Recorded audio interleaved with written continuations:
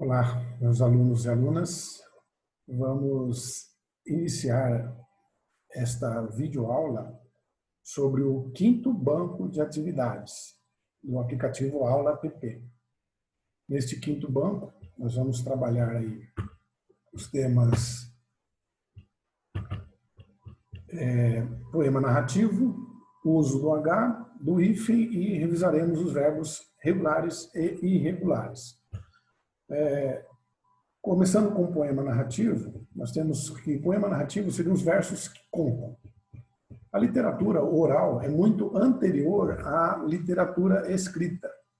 É possível que o poema citado tenha aparecido ao mesmo tempo que o poema cantado, equivalente ao que hoje chamamos de letra de música. Só abrindo aí um parênteses, antigamente, bem na antiguidade, os cantadores, existiam os cantadores, ninguém conhecia a escrita ainda, eram poucas as pessoas eram letradas, elas tinham acesso à escrita, então o que acontecia? Existiam os cantadores, os trovadores, eram eles que ilustravam as caçadas, as capturas, as guerras, então eles cantavam isso daí. Tá?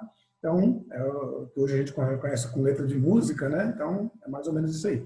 Sendo assim, os poemas narrativos mais antigos são histórias de batalhas ou de caçadas, são explicações sobre a criação do mundo e sobre como surgiu cada criatura, ou são registros de feitos guardados na memória de uma tribo, enchentes, pragas, anos de fartura, além das histórias sobre a vida e as façanhas de líderes e heróis, guerras e outras coisas.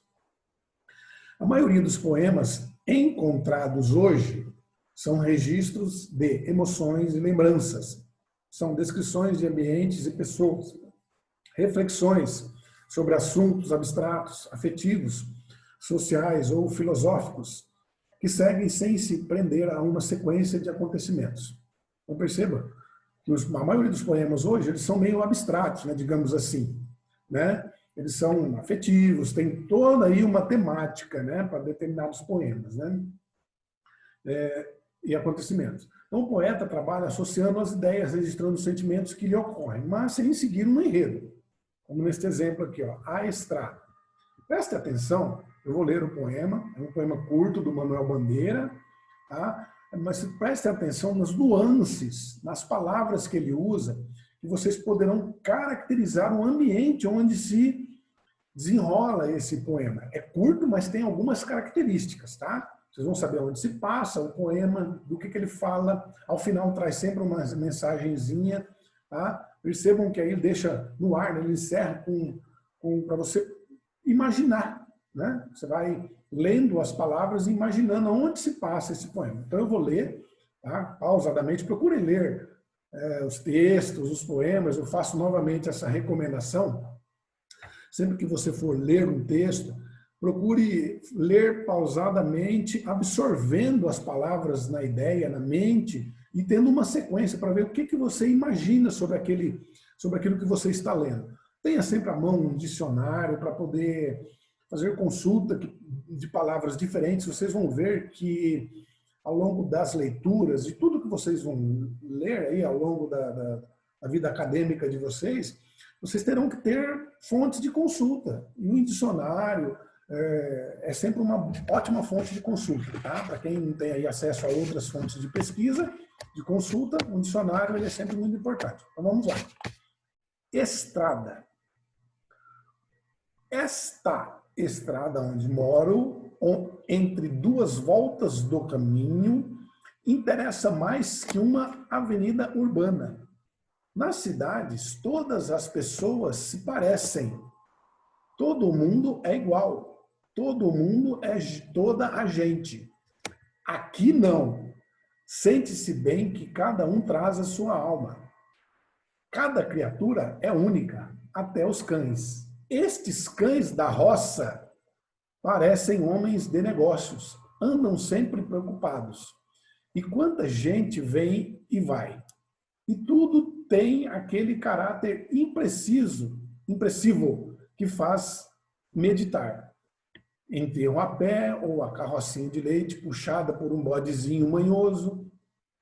Nem falta o murmúrio da água, para sugerir, pela voz dos símbolos, que a vida passa, e que a mocidade vai acabar. O poeta Manuel Bandeira. Então percebam aí que ele fala sobre uma estrada onde ele mora, ele começa a descrever, né? Tá? Ela interessa mais do que uma avenida urbana para ele. Né? Nas cidades, retrata que nas cidades todo mundo é igual, porque a gente na correria do dia a dia, a gente não tem tempo de se ver, a gente, né, todo mundo passa um pelo outro sem se notar, todo mundo é igual, as coisas são todas iguais, o mesmo ambiente que você vai num lugar, você vai no outro, você vê a mesma coisa. Na roça, aí ele trata aqui, ó, aqui não. Então ele já faz referência a um lugar, outro lugar, né? Aqui não. Aqui não. Sente-se bem que cada um traz a sua alma. Então ele traz, cada pessoa tem a sua essência. É mais visto isso daí. Cada criatura é única, até os cães. Você vê que ele faz referência a um animal, cães, né? Estes cães da roça, aí ele faz referência a um lugar. Estes cães da roça, né, parecem homens de negócio, andam sempre preocupados. E quanta gente vem e vai. E tudo tem aquele caráter impressivo que faz meditar. Então você fica impressionado com tudo na roça. E você medita, você pensa, né? Enterro a pé. Antigamente, as pessoas eram enterradas, morriam, ficava o velório em casas, na casa da pessoa. E como que se seguia com o enterro? Não tinha esses carros hoje, funerário, que põe o cara, põe o corpo, o caixão no porta-mala do carro e vai aquele cortejo lá para a cidade, aquele monte de carro e chega lá, põe num carrinho, todo mundo, como é que fazia? O caixão era carregado, 6 alças, as pessoas carregavam da casa até o cemitério, não tinha transporte, né? Ou em carroça, o carro de boi, alguma coisa assim, tá? Aí ele fala que ou a carrocinha de leite puxada por um bodezinho manhoso. Nem falta o murmúrio da água para sugerir pela voz dos símbolos. Percebam que ele fala, murmúrio de água no riacho, né? Que a vida passa, e a mocidade vai acabar. Então ele está ficando velho, ele está saindo da mocidade, ficando velho e começa a pensar nessas coisas, ok? Então, percebam que não tem aí muita, foi no texto anterior, né? Ele fica muito evasivo, ele fica muito pensativo, é emotivo. Agora, já no poema narrativo, não.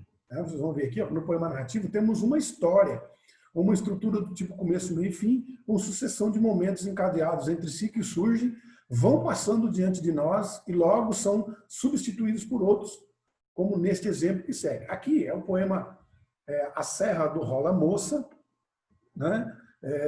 Não se sabe ao certo, está aqui, vocês vão ver depois na descrição lá, né, que tem, ele fala sobre um casal que vai de um lugar para outro para se casar, né?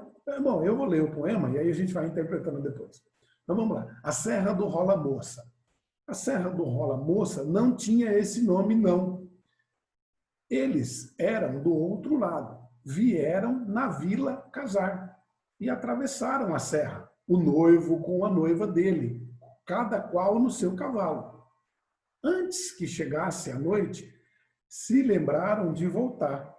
Disseram adeus para todos e se puseram de novo pelos atalhos da serra, cada qual no seu cavalo. Os dois estavam felizes na altura. Tudo era paz. Pelos caminhos estreitos, ele na frente, ela atrás. E riam. Como eles riam? Riam até sem razão. A Serra do Rola Moça não tinha esse nome, não. As tribos rubras da tarde rapidamente fugiam e apressadas se escondiam. Lá embaixo, só socavões, temendo a noite que vinha.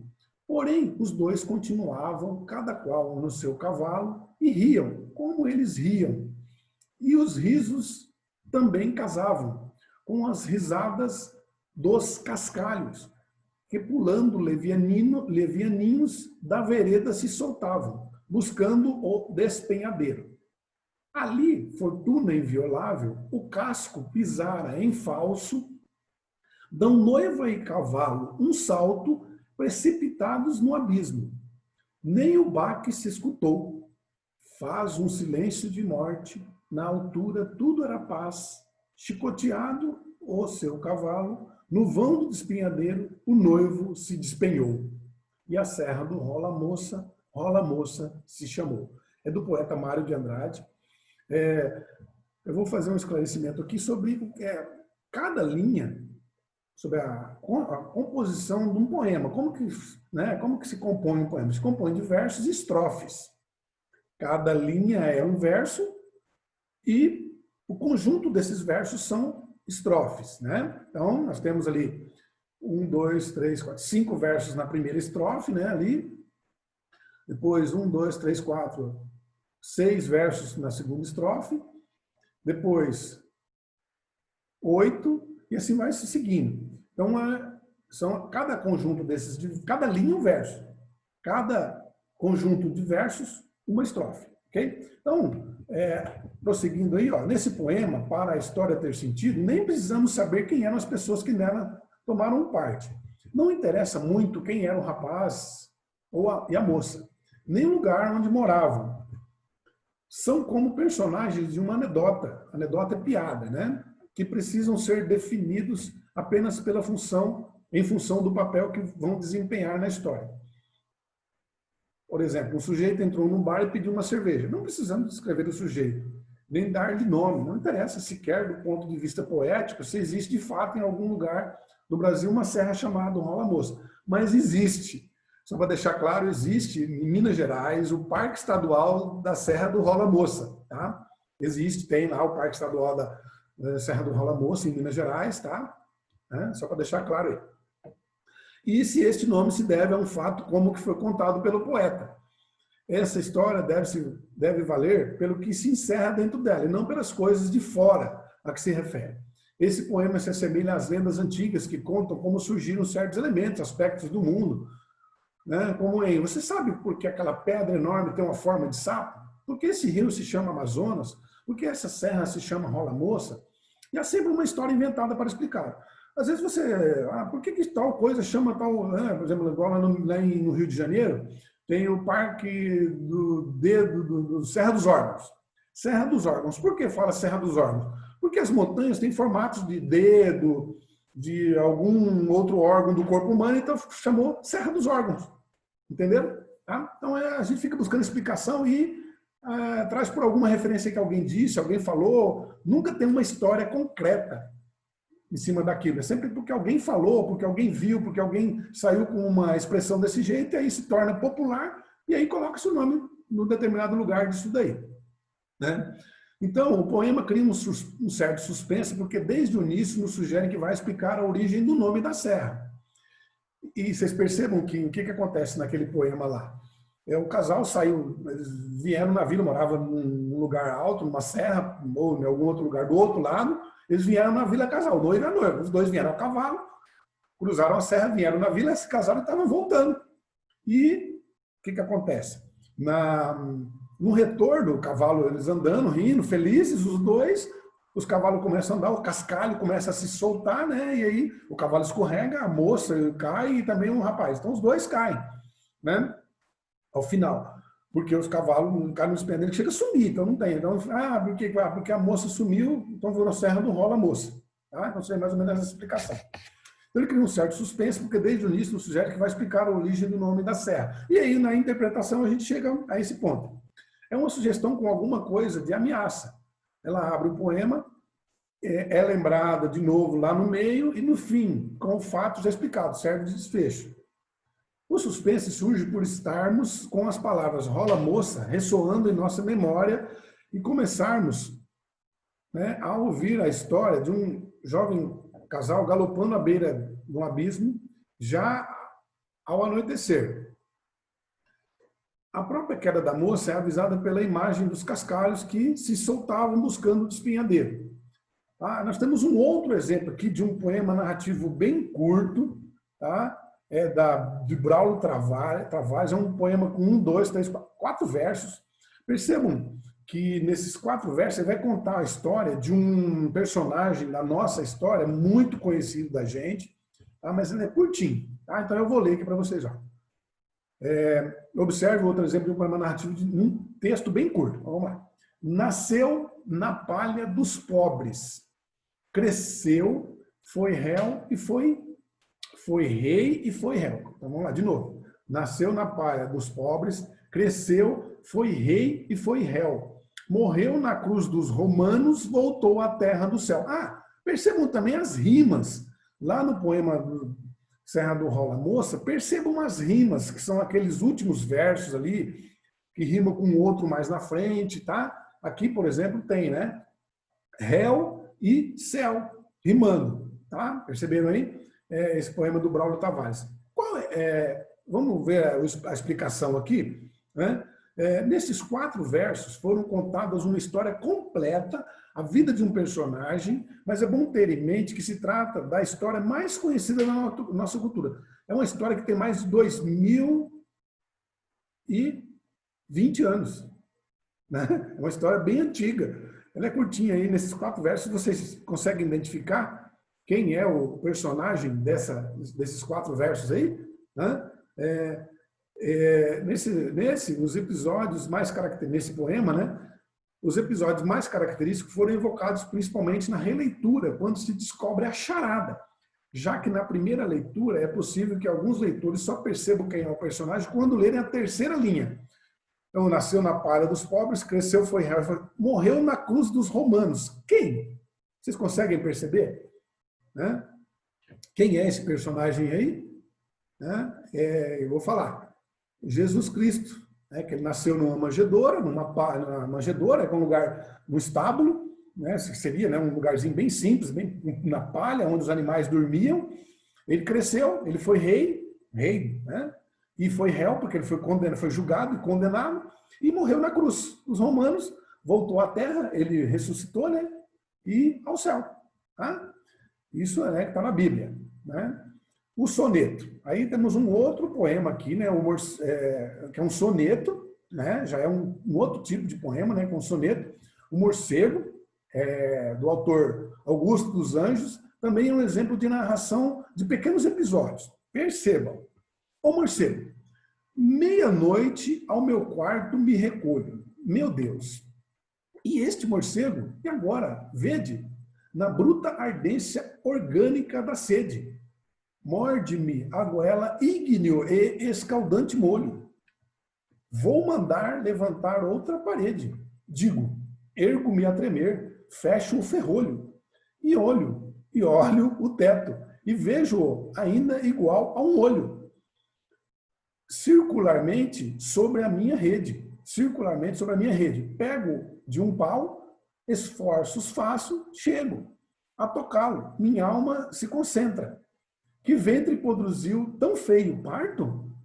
A consciência humana é este morcego. Por mais que a gente faça, à noite ele entra imperceptivelmente em nosso quarto. Percebam as rimas, ó, recolho, molho, olho, óleo. Percebam que olho é o substantivo e óleo é o verbo de olhar. Eu olho, tá? Percebam, né? Eu olho o teto e vejo ainda igual a um olho. Tá? Percebam aí o substantivo e o verbo. Então, as rimas, né?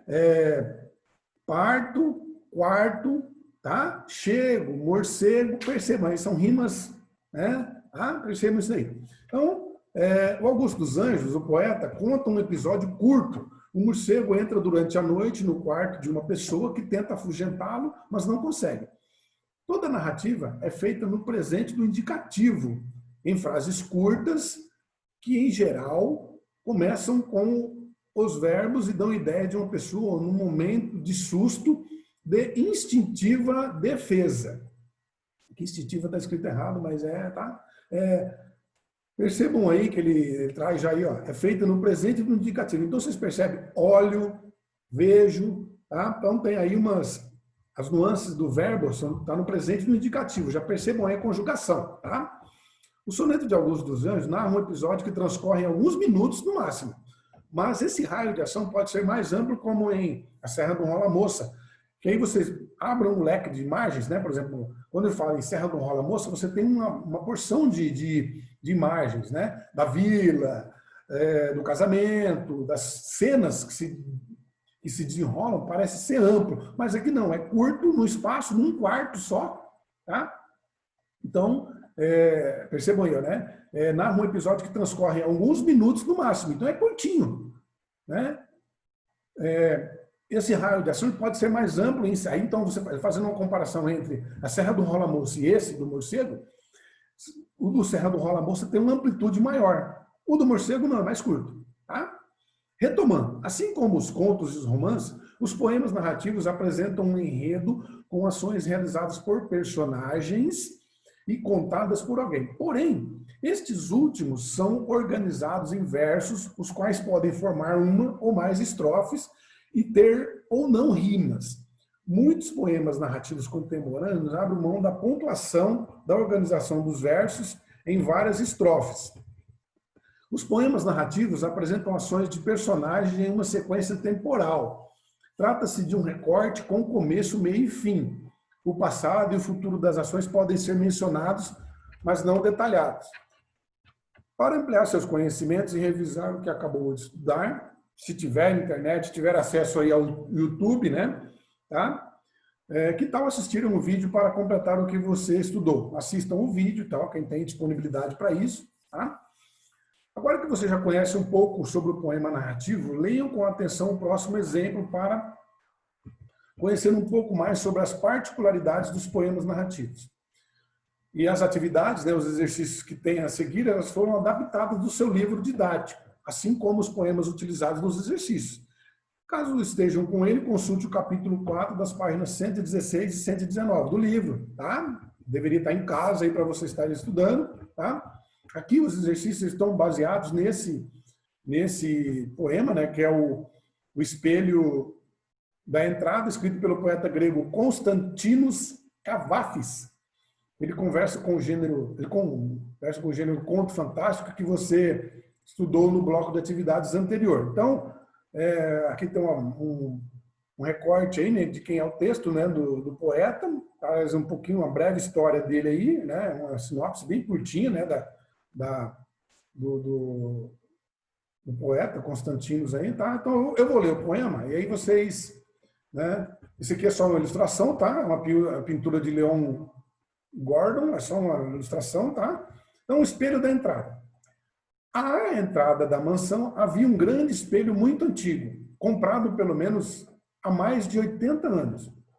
Um rapaz belíssimo, empregado de alfaiate, aí abre parênteses, e nos domingos atleta diletante, estava ali com um pacote. Deu-o a alguém da casa, que o levou para dentro com o recibo. O empregado do alfaiate ficou sozinho à espera.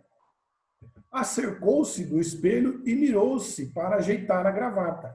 Após 5 minutos, trouxeram-lhe o recibo e ele se foi. Mas o antigo espelho, que vira e revira nos seus longos anos de existências, coisas e rostos aos milhares, mas o antigo espelho agora se alegrava e exultava de haver mostrado sobre si um instante a beleza culminante.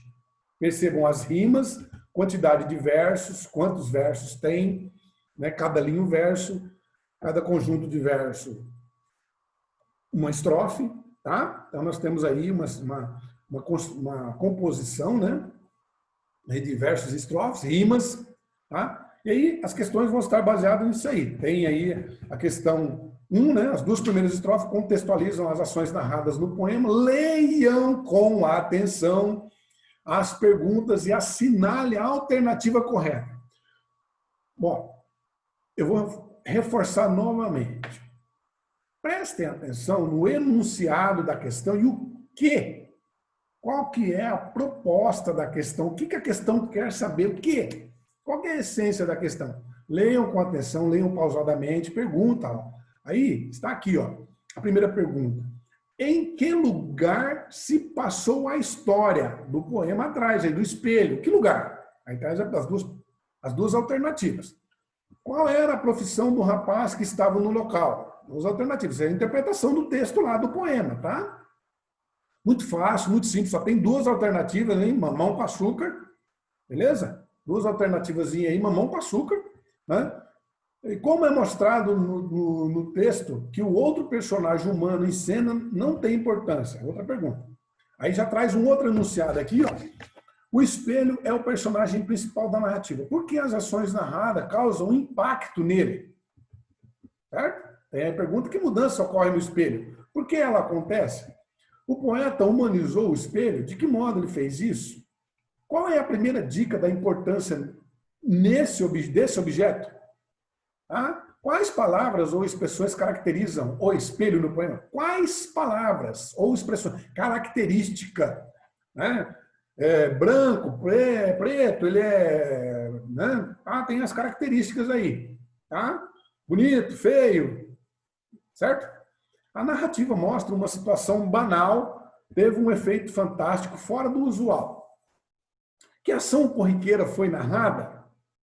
Tem aí as alternativas. Existe uma relação de contraste, diferença e oposição entre a ação comum e o efeito fantástico. Que palavra foi usada para introduzir a ideia contrastante, de oposição, né? De coisa contrária? Tá? Ele fala uma coisa, mas fala outra. Tá? Observe a forma do poema. Aí nós vamos entrar naquela questão de estrofes e versos que eu expliquei. Tá? Tem a Constituição aí, muito fácil. A mamão com açúcar, né? Melzinho, chupeta, beleza? Isso aí tá fácil. Tá? Vai estar mais complicado um pouquinho para frente. Né? A forma do poema. Agora, preste atenção. O que está em negrito, ele te chama a atenção para você responder as questões. Agora você vai recorrer ao seu conhecimento sobre as narrativas para responder mais algumas questões sobre o poema do Constantinos Cavafis. Então aqui ele já quer saber alguma coisa da sua visão do poema, tá? Qual era a situação inicial apresentada no poema e o que alterou essa situação? Tá? Tem as duas alternativas aí. A 13. Que expressão no poema indica o tempo aproximado de duração dessas ações? Tá fácil também, tá lá no poema. Ele fala lá em tantos, né? É muito curtinha a cena, ela é uma cena curtinha que não dura muito mais do que alguns minutos. No desfecho do poema é apresentado um fato fantástico, fora da realidade, que resultou dessas ações. Qual é o fato?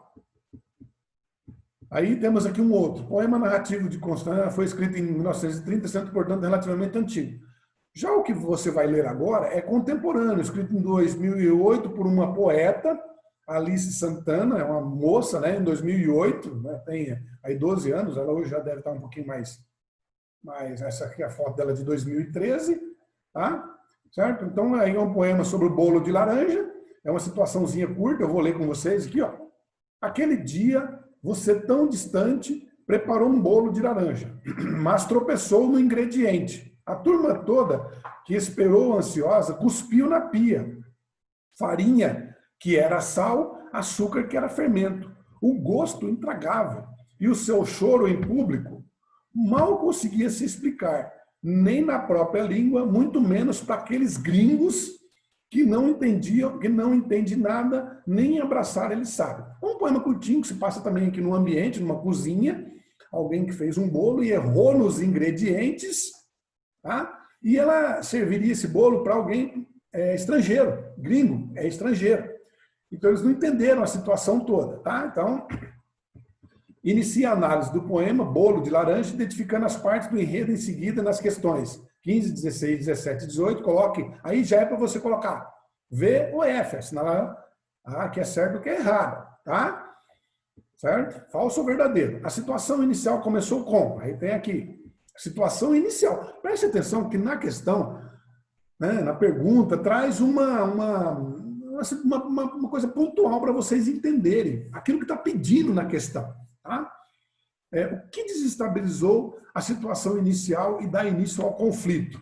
O clímax do conflito ocorre quando? O desfecho do poema se dá quando? Aí agora, assinale a alternativa correta nas questões 19 e 20. Aí só tem uma alternativa correta, hein? Lá era para você assinalar falso ou verdadeiro. Agora aqui só tem uma alternativa correta.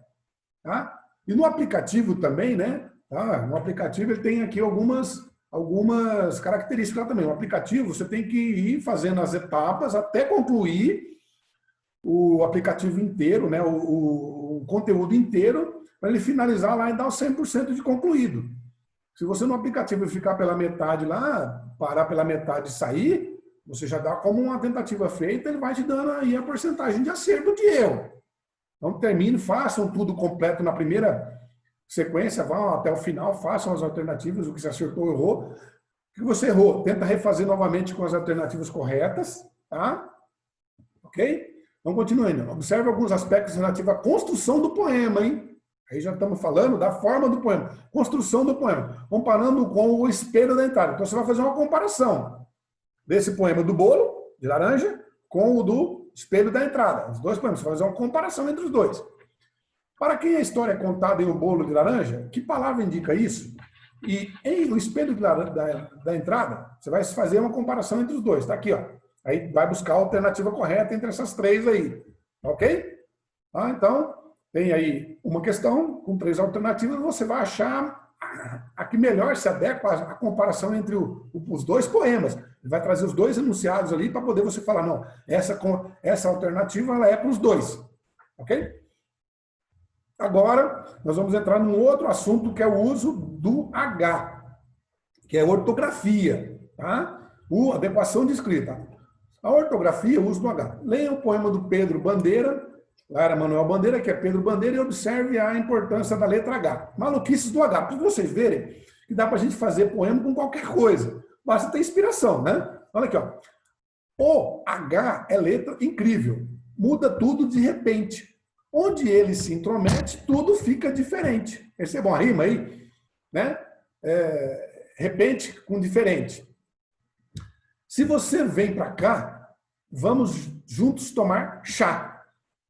Se o sono aparece, tem um sonho e adormece. Se sai galo do puleiro, pousa no galho ligeiro. H é letra incrível, muda tudo de repente. Onde ela se intromete, tudo fica diferente. Esse poema foi tirado do livro Mais Respeito, Eu Sou Criança, de Pedro Bandeira, São Paulo, na Editora Moderna, de 1994. Perceba que é um poema são 4 versos, né, na primeira estrofe, depois 6 versos na segunda estrofe e 4 versos na última estrofe também. Mas é um poema curtinho que fala sobre o uso da letra H. Percebendo ali que está escrito as letras em vermelho ali, K. Aí você vem para cá. Se eu pôr um H no meio de cá, fica chá. Perceberam? Se o sono aparece, eu pôr um H no meio, ali logo depois do N, um H se intrometeu ali, ele fica sonho. Galo, se eu pôr, né, depois do L, um H, fica galho. Entenderam?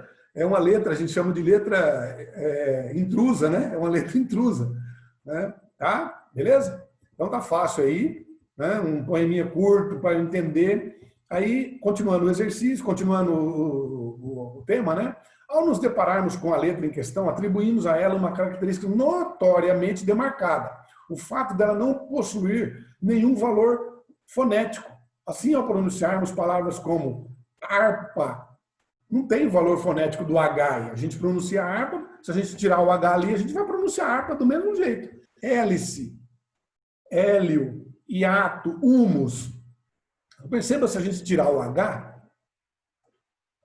vai ficar a mesma pronúncia. Então o H ele não tem valor fonético. Perceberam? Mas para escrever é essencial. A escrita, ela é feita, ela foi na norma desse jeito. Então é preciso nessas palavras e em muitas outras o uso do H, mesmo ele não tendo valor fonético, tá? Constatamos que tal ocorrência realmente se efetiva. Contudo, ela, assim como tantas outras, está ligada a padrões previamente estabelecidos no que tange às circunstâncias nas quais ela se manifesta.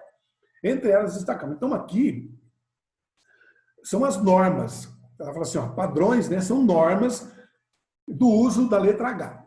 No início de determinadas palavras em decorrência de questões etimológicas, ou seja, ela é escrita por causa da etimologia da palavra, da origem da palavra, a etimologia é origem, tá? Por causa da origem da palavra, então você tem que usar H. Por exemplo, hoje, a palavra ela é de origem latina. Então, no latim, ou nos primórdios, hoje era ode. Ode. Então, aí foi ao longo do tempo, foi se popularizando, e aí passou a ser hoje. Então, eu preciso do H. Horizonte é a palavra de origem grega relativa a horizon. Aí, a horizon, né? Horizonte.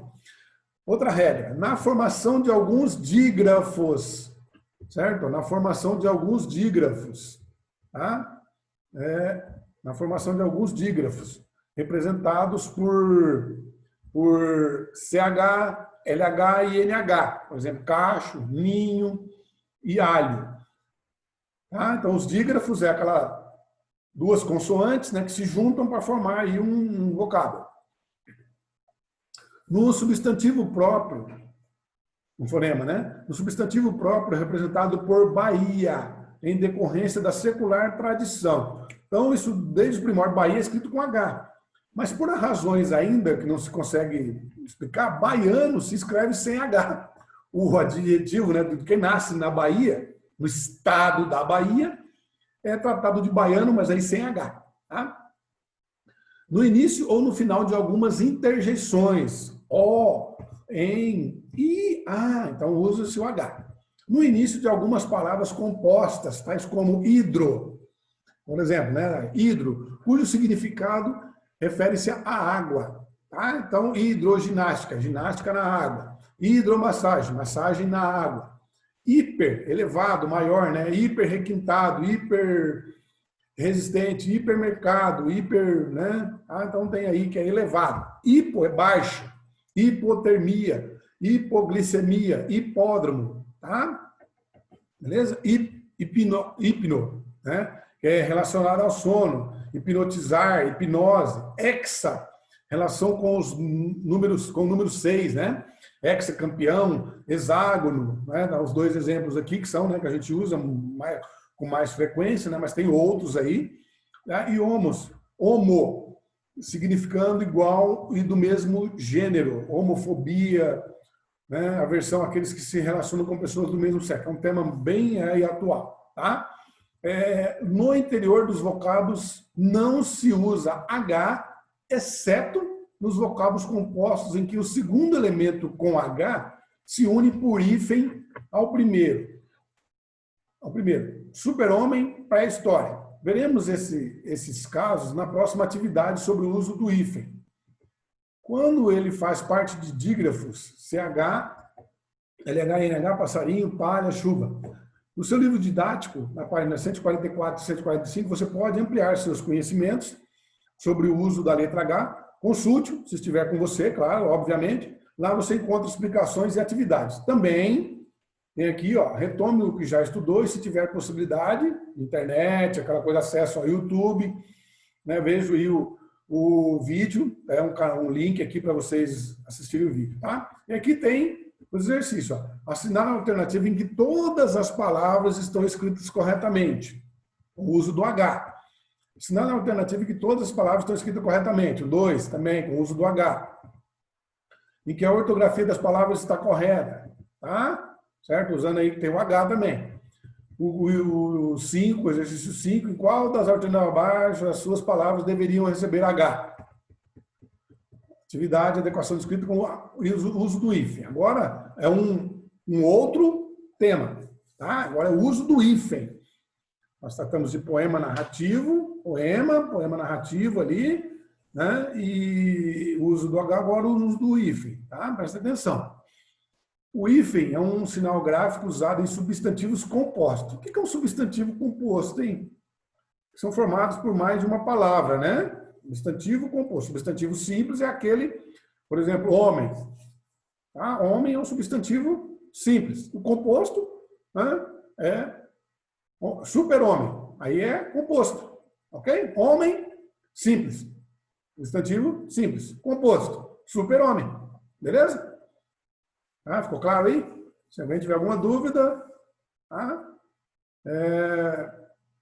Na próxima aula que a gente vai gravar, né? Que a gente vai lá na próxima segunda-feira, se alguém tiver alguma dúvida aí, já pode me contactar lá, né? Na nossa aula presencial lá, tá? Ok? Então, substantivo composto em palavras formadas por derivação prefixal. Lembra que eu falei em derivação prefixal? O que é? É o um acréscimo de uma palavra antes, né? Um prefixo, uma palavrinha antes. Em locuções, na colocação pronominal, divisão silábica, na translineação, que é a separação de uma... Você vai mudar de uma linha para outra, a gente vai separar a sílaba lá. Em encadeamentos vocabulares, indicando maioritariamente a união semântica de duas palavras. Preste atenção que aqui, ó, nesse primeiro, aqui, ó, onde eu estou passando o cursor aqui, ó, ele trata da onde a gente normalmente usa. Ele é usado em substantivo composto, palavras formadas por derivação prefixal, locuções, colocação pronominal, divisão silábica, translineação e encadeamentos vocabulares, indicando maioritariamente a união semântica de duas palavras. Sempre vai indicar a união de duas palavras. A grande maioria, tá? O atual acordo ortográfico trouxe diversas alterações às regras de hifenização, a colocação de hífen. Aprenda como e quando usar o hífen nas diferentes situações. O hífen é usado na formação de substantivos compostos por justaposição. O que é justaposição? É um colocado na sequência, um ao lado do outro, ok? Um ao lado do outro, justaposição. Segundo o atual acordo ortográfico, o hífen é utilizado nas palavras compostas por justaposição sem elementos de ligação, cujos elementos formam uma unidade com significado próprio. Por exemplo, olha lá, substantivo com o hífen também é usado topônimos, conforme o exemplo a seguir. Então, pera lá, vamos por partes aqui, ó. Substantivos compostos com hífen, matéria-prima, tá vendo aí? Duas palavras, matéria e prima, formou um outro, tá? Arco-íris. Decreto-lei. Ano-luz. Guarda-chuva. Segunda-feira. Então percebam aí, substantivo composto, duas palavras, certo? Entenderam aí?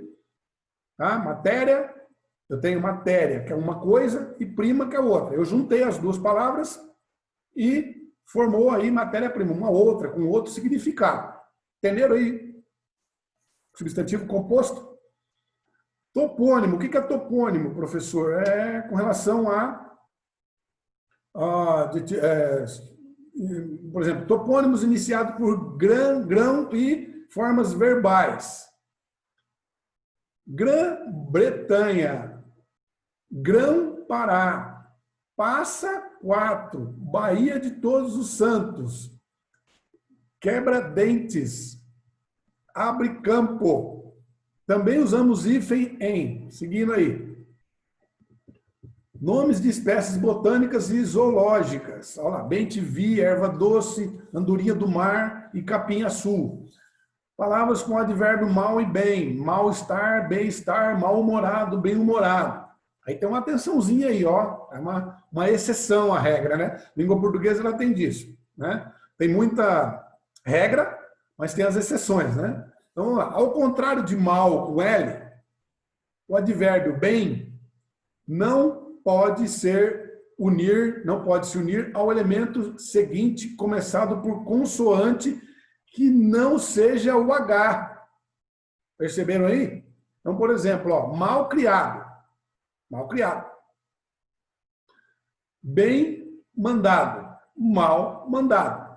Bem falante, mal falante. Percebam que vai ficar tudo junto, não vai ficar separado. Tá? Entenderam aí? Olha lá na frente. No entanto, pode-se ligar ao elemento seguinte sem hífen. Bem feito, benfeitor e bem querer. Perceberam aí a diferença? Tá? Palavras como além, aquém, recém e sem continuam sendo escritas com hífen. Exemplo, recém-nascido, além fronteiras, sem vergonha. Com a nova ortografia, o hífen foi abolido nas palavras compostas por justaposição quando já se perdeu esta noção de composição. Substantivos compostos sem hífen. Aí o que aconteceu? Ó, antigamente era com hífen, aí por conta do uso, foi se perdendo a noção de separação. Então ficou tudo junto. Por exemplo, girassol, Madre Silva, paraquedas. Paraquedas, antigamente, a gente escrevia para, tracinho, quedas. Aboliu. Com o uso, fala paraquedas, paraquedas, paraquedas, paraquedista, paraquedismo. Tudo era separado. Com o uso, né, se perdeu a noção. Né? Tá? Uso do hífen na derivação prefixal. Preste atenção. Prefixal é coisa que vem antes, né? Lembra? Eu tratei disso em sala de aula. Prefixo, sufixo, né? Derivação prefixal, sufixal, as duas juntas. Tá?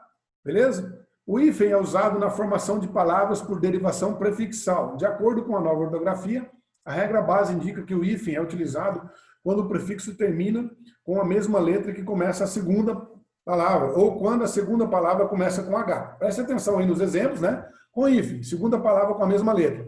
Superracional, percebam, ele está falando da mesma letra aqui, ó, o R e o R aqui, ó. Superracional, aí a gente põe o hífen. A gente não vai escrever dois R juntos, superracional, beleza? Super revista, hiperraquítico, interracial, percebam que tem dois R's. Micro-organismo, dois Os.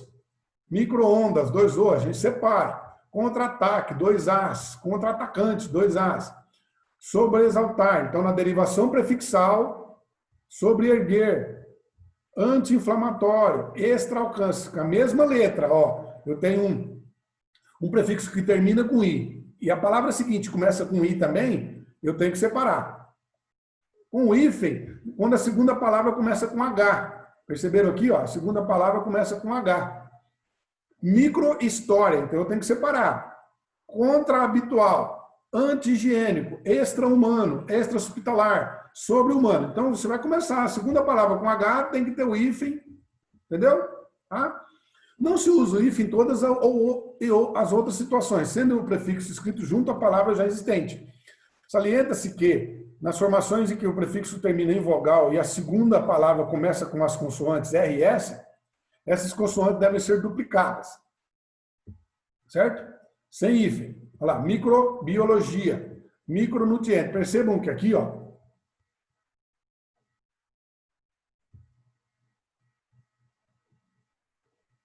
percebam que aqui, ó, O e o B, tá? O e o B, certo? Tá? O A e o J, A e N, não é igual. A e P, A e C, tá? R, E e A, E e M, I e C, beleza? Agora, sem hífen, com consoantes R e S serão duplicadas. Tá? Então, vai ficar aqui, ó, tá vendo essa aqui? Tá? Então, vai ficar aqui, ó. Vai ficar sem hífen. Entenderam aí? Tá?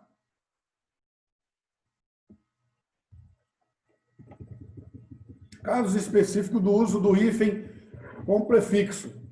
Nos prefixos sob e sub, além do H e do B, também se utiliza hífen quando a segunda palavra começa com a letra R. Exemplo. Está vendo aqui, ó? Percebam que é sub e sob, tá? Tá?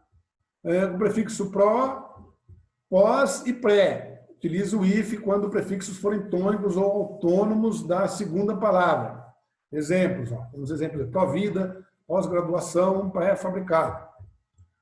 Quando os prefixos pró, pós e pré forem átomos, é aqui, ó, eles têm acento e aqui não tem. Perceberam? Ó, ali em cima, ó, aqui tem acento e aqui não tem. Então, eles são átomos. Não forem autônomos da segunda palavra, não se emprega o hífen, certo? Pré-determinar, pós-por, propor, prever, pré-determinar, tá? Certo? Com os prefixos circun e pan, utiliza-se o hífen quando a segunda palavra começa com a vogal M, N ou H. Exemplo, navegação, circunmurado pan-americano. Com os prefixos ex, vice, viso, soto e sota. Certo? Aqui tem aí, ó, ex-diretor, vice-presidente, tudo usa o hífen. Atenção, com o prefixo co, apenas se utiliza o hífen quando a segunda palavra começa com H. Em todas as outras situações não se usa o hífen. Por exemplo, cooperar, coordenar, coadjuvar, coprodutor e copiloto. Só vai usar se começar com H. Tá? No entanto, verifica-se que essa regra não se aplica a palavra com habitar, porque habitar você escreve com H. Percebe que tem uma exceção, né? habitar a gente escreve com H. Então, eu não vou separar. O habitar escreve tudo junto, que a gente suprime o H. Certo? Usa-se o hífen em locuções. Segundo o atual acordo ortográfico, não se deve ser utilizado o hífen nas locuções substantivas, adjetivas, pronominais, adverbiais, prepositivas e conjuncionais.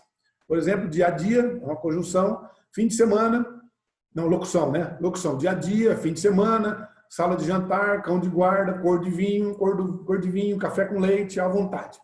São exceções a essa regra algumas locuções consagradas pelo uso com significado próprio. Por exemplo, água de colônia, arco da velha, mais que perfeito, pé de meia, ao Deus dará, queima-roupa. Então, nessas expressões aqui, a gente usa o hífen, nessas não. Tá? O uso do hífen na colocação pronominal. Certo? Vamos lá. O hífen é usado na ligação dos pronomes pessoais oblíquos, átomos, aos verbos, proporcionando a colocação pronominal em mesóclise, intercalado no meio do verbo. Mesóclise é quando você coloca o pronome no meio do verbo, certo? E ênclise, depois do verbo, tá? Próclise é antes, mesóclise, meio, ênclise, depois, tá? Olha só. Olha os exemplos aqui, ó. Oferecer-nos-ão, então, nos aqui, a nós, né? Nos ofertemos, de oferta. Ofereçam-me, ênclise. Ofereci-lhe, ênclise. Você viu aqui? Então, a gente usa o hífen nessa separação aqui, ok? Os pronomes oblíquos átomos são me, te, o, lhe, nos, vos, os, as, les. Isso está numa outra aula para trás aí. Lá no aplicativo, se você quiser voltar lá, você consegue ver o texto lá, ok? Uso do hífen na divisão silábica. Eu vou separar sílaba, eu tenho que usar hífen. Margarida, trovoada, carinho, hipotético. E aqui, na translineação, eu vou passar de uma linha para outra, eu quero separar, eu uso o hífen, ok? Vou lá, estou escrevendo um texto, cheguei lá, no final da linha, eu vou escrever almoço. Não cabe na linha toda, eu uso o hífen e separo. Certo? Tá vendo aqui, ó? Perceba, a pessoa estava escrevendo um texto, chegou e separou. A translineação, aqui está a explicação do que é, né? É a mudança na escrita de uma linha para outra, ficando parte da palavra no final da linha superior e parte no início da linha inferior, né? Da linha sequente, no início da linha sequente inferior. No caso seja uma palavra hifenizada e o fim da linha coincidir com o hífen, esse deve ser repetido no início da outra linha, perceberam? Então, você deve, se você está escrevendo, você vai usar aqui uma palavra hifenizada, você tem que colocar hífen aqui e hífen no começo, 2 hífens, ok? Tá? Certo? Aqui, igual aqui, ó, couve-flor, ela usou o exemplo aqui ó, de couve-flor, ó, colocou 2 hífens, tá? Vamos dos 2 últimos exemplos acima, olha só, tá? Vamos voltar aqui um pouquinho, ó. Olha lá. Disseram-me. Ele usou aqui, ó, ênclise, né? Ele usou ênclise aqui, tá? E colocou 2 hífen. Aqui não, ó. Separou cortesia, e aqui, tá? Certo? Hífen no encadeamento vocabulares. O hífen é usado na ligação de palavras que se juntam em algumas situações, formando encadeamentos vocabulários com significados distintos. Por exemplo, Ponte Rio-Niterói, rodovia Rio-Santos. Aqui, ó, Ponte Rio-Niterói. Divisa Liberdade, Igualdade e Fraternidade, ponte aérea São Paulo-Manaus. Se eu quero falar ponte aérea Rio-São Paulo, se eu for dizer ponte aérea Rio-São Paulo, eu tenho que colocar um hífen, tá ok? Você observou que o hífen é usado em diversas situações e em outras deixou de ser. Para reforçar um pouquinho mais essas situações em que devemos ou não usar o hífen, caso tenha acesso à internet, assista o vídeo a seguir e no seu livro didático, nas páginas 275, 76 e 77, você encontra explicações e atividades, caso queira ampliar os seus conhecimentos. Percebam que eu sempre falo, né? Não vai guardar o livro didático no armário da escola, leva para casa. Fonte de consulta também. Você tem alguma outra... Na biblioteca tem livro dos anos passados que traz aí temas atuais, que são sempre trabalhados numa sequência de conteúdo. Não fica guardando o livro didático no armário da escola, né? Certo? Está em casa, você tem uma fonte de consulta. Quem puder, assiste o vídeo aí, ok? Fala sobre o uso do hífen. E agora tem aqui os exercícios. Percebam que você tem a fonte de consulta. Eu sei que é um conteúdo muito extenso, a cabecinha de vocês aí, mas vamos lá, vamos trabalhando isso daí, procurando absorver aí os conhecimentos. Tem fontes de consulta, dá para conseguir estudar isso daí, né? Opa, essa palavra aqui, ó. Vamos fazer alguns exercícios aí para fixar quando usamos ou não o hífen. Perceba o caso, ó. Assinar na alternativa incorreta. Percebam que é errada o uso do hífen nos substantivos compostos. Aí eu vou lá em cima, professor, eu vou lá no texto substantivo composto. O que que é? É dois substantivos e tal, né? Separa ou não, tá? Certo? Quanto ao emprego do hífen, assinale a alternativa em que todas as palavras estejam grafadas e escritas corretamente. Aí o poema Círculo Vicioso de Machado de Assis, publicado em Ocidentais de Minas Gerais, é uma espécie de alegoria narrativa em que 4 personagens falam, cada um por sua vez, na satisfação com a sua própria natureza, do desejo de se tornar outro ser. A ideia do círculo vicioso é uma sucessão de cenas sem fim, em que o desfecho é um retorno ao início. No caso do poema, o vagalume quer ser uma estrela e a estrela quer ser a lua. E a lua quer ser o sol e o sol quer ser o vagalume. Ou seja, cada um quer ser algo diferente do que ele é. Talvez seja até um dilema contemporâneo, né, da gente. Né? Eu quero ser diferente do que eu sou, mas o que eu estou fazendo para isso? Para ser diferente do que eu já sou. Né? Eu estou estudando mais, eu estou me dedicando mais a determinadas coisas, eu quero ser diferente, mas eu não mudo isso, eu não consigo fazer a mudança para isso.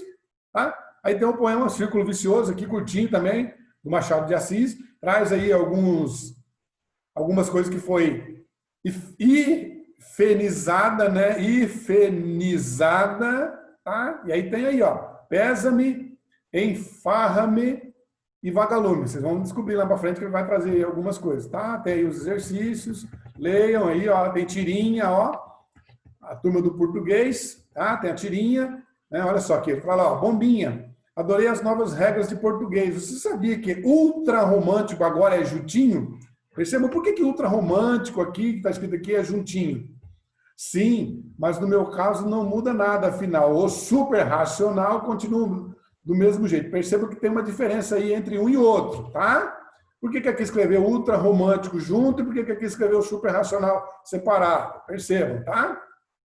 Tem aí as questões. Outra tirinha também da turma do português, é muito gostosa essa tirinha aqui do H, ó. Rua da Amargura, percebam aqui, ó. Puxa, senhor H, toma em silêncio, o que você faz aí triste chorando na Rua da Amargura? Aí o H fala, né? É a solidão, já fui apaixonado pelo alfabeto inteiro, mas na hora H, esse hífen sempre aparece e me separa de todo mundo. Aí ele faz referência ao hífen que está aqui, tá, né? O H e o hífen. Por que separa? Aí tá lá, certo? O H deve vir com hífen, situações, verbos. Agora vamos lá. Desculpa. Verbos, modo indicativo. No terceiro banco de atividade, você estudou os tempos verbais do modo indicativo. Que tal fazer uma pequena revisão e aprender também um pouco mais sobre verbos regulares e irregulares? Olha aí. Os verbos são palavras que exprimem ação, estado, fato ou fenômeno, sendo a classe de palavras mais ricas em flexões. Quanto à conjugação, os verbos dividem-se em verbos regulares e irregulares, sendo que os verbos regulares são os que seguem um paradigma ou modelo comum de conjugação, mantendo o radical invariável, Então, verbo regular, ele mantém o radical aqui, ó, invariável, ó, radical invariável, verbo regular, tá? Ele mantém aí, ó, o radical invariável. Por exemplo, lá em cantar, ó, em cantar, em bater, em partir, tá? Então, ele não varia o radical. Já os verbos irregulares são aqueles que sofrem alterações no radical, nas terminações, ou afastando-se do paradigma. Por exemplo, trazer, né? Trazer, ouvir, dizer, ir. Tá? Tem outros verbos irregulares aí. O verbo é, ser, verbo ser, né? Ser, estar. Né? Ao estudar os verbos, fique atento para a flexão que apresentam, pois as palavras se modificam para a expressão ou ser ou objeto a que se refere o processo verbal. Flexão de pessoa e de número. Então, é de acordo com a pessoa ou o número. Certo? A flexão de pessoa e de número. a maneira como o falante vê esse processo, flexão de modo. E o momento em que esse processo ocorreu, flexão de tempo. Então percebam aí, ó, aqui ela faz referência, esse enunciado aqui, ó, todinho, ele faz referência aí aos, né, aos verbos, fica atento à flexão. Por exemplo, depois as palavras se modificam quanto ao ser ou objeto que se refere no processo verbal. Flexão de pessoa e número. Ele faz mudança, tem que mudar. Se eu falar eu, tu, ele, nós, vós, eles, vai mudar. Maneira como o falante vê o processo, que é flexão de modo, sendo presente, não, aí é tempo. No modo subjuntivo ou indicativo. Nos dois modos aí tem mudança. E no momento em que o processo ocorreu, momento. Se é passado, presente ou futuro. Ok? Tá? Então vamos lá.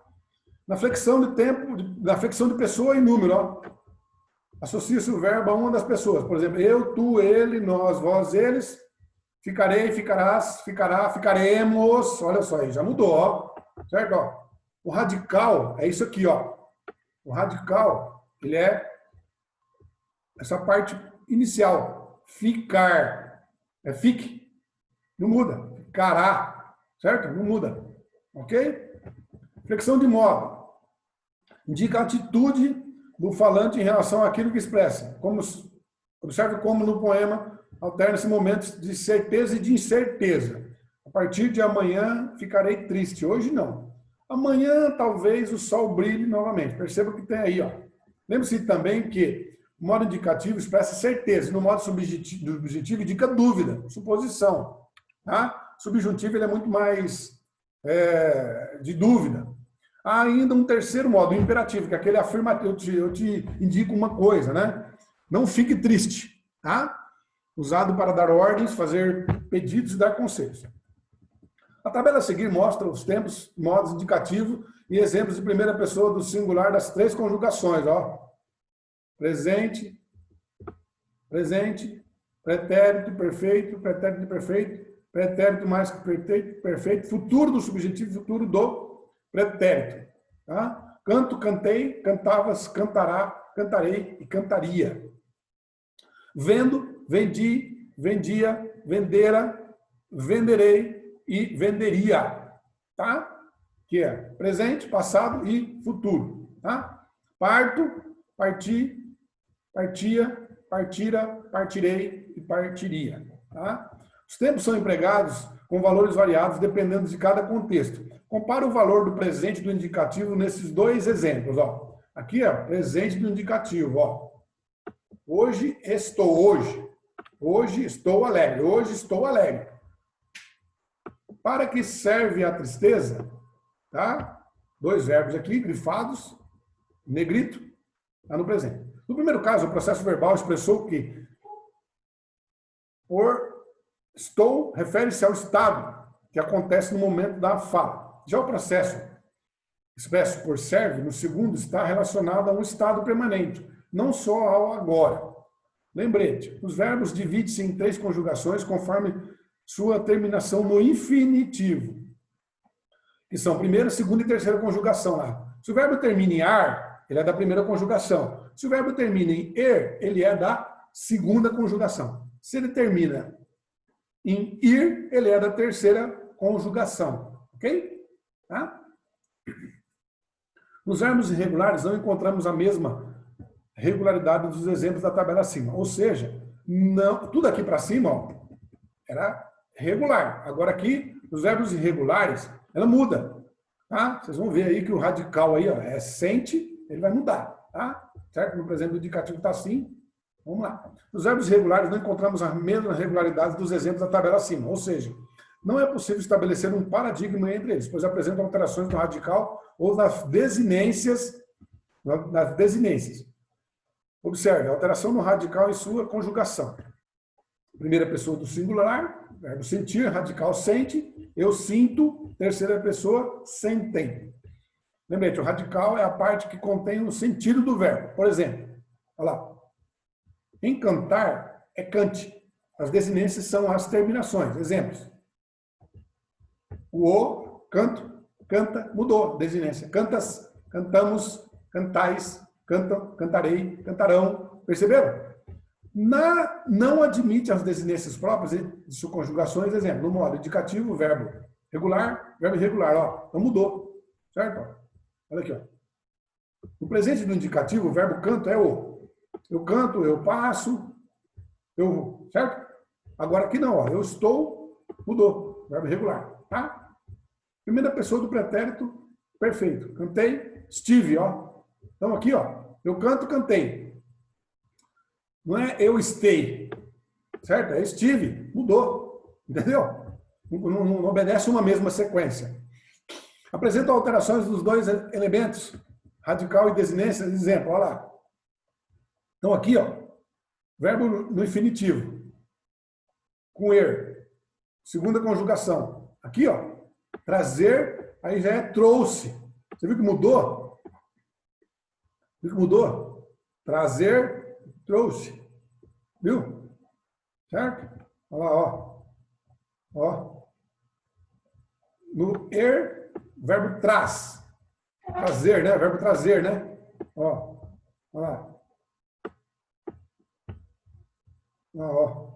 Ele já mudou. Ó. Tá? Exemplo de verbos irregulares. Da primeira conjugação, averiguar, dar, estar, passear. Na segunda conjugação, caber, crer, fazer, ler, pôr,